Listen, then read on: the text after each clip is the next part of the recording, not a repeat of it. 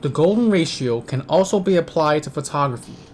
Many professional and amateur photographers have used something called the rule of thirds to base their image on.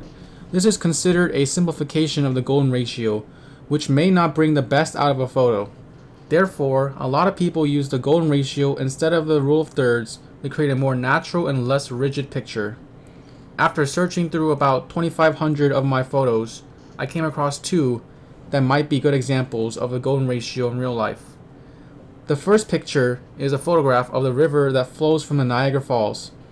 You can visualize the spiral of the golden ratio focusing on the nearby trees, while the spiral gets less condensed towards the less crowded part of the photo towards the right.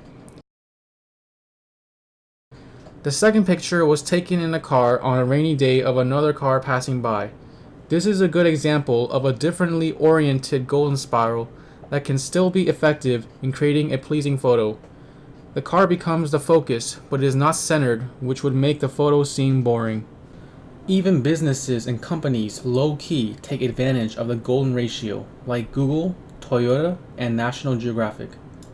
Remember to use the golden ratio the next time you think about starting an enterprise. The golden ratio can also make America great again. I'm really rich. We can also find the golden ratio in music. For example, Mozart's Piano Sonata No. 1 in C major has an exposition 38 measures long, followed by a 62 measure long development and exposition recap. This adds up to 100 total measures, which, if divided by the longer 62 measure section, gives you an approximation of the golden ratio, which also happens to match very closely to the number you get when you divide the larger 62 measure section by the 38 measure introduction. Whether this was intentional or not does not make his music any less pleasant to listen to.